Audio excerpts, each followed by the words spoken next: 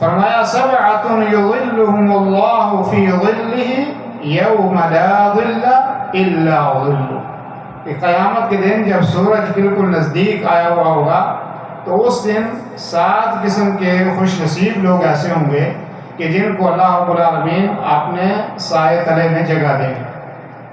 وہ کون خوش نصیب لوگ ہوں گے؟ ان میں سے جو ہمارا آج کا موضوع ہے ان میں سے ایک وہ آدمی بھی ہوگا وَرَجُلٌ تَصَدَّقَ بِصَدَقَةٍ، کہ وہ آدمی کہ جس نے کوئی صدقہ کیا۔ کیسے صدقہ کیا؟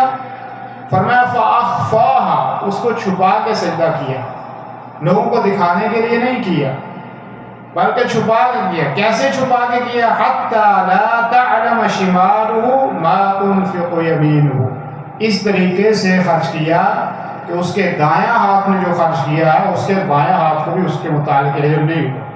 تو یہ کتنی بڑی اہمیت ہے، جب کوئی چیز دینی ہی آدمی نے تو اللہ کے نام پہ دے، اللہ کی رضا کے لیے دے اور اس کو چھپا کے دے، تاکہ قیامت کے دن اللہ رب العالمین کے عرش کا سایہ ہمیں نصیب ہو۔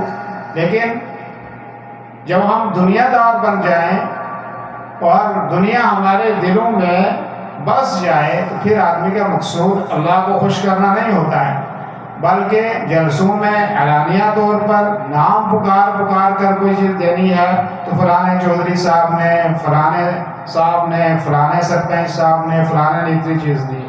بلکہ اگر آپ کو قیامت کا سایہ چاہیے، اللہ کی رضا چاہیے، تو اس کو آپ مخفی رکھیں، چھپا کے اس کو خرچ کریں، اور یہ دل میں امید رکھیں کہ ہمارا عمل یہ جو ہے یہ صرف اللہ وحدہ لا شریک کی رضا اور اس کی خوشنودی کے لیے ہے۔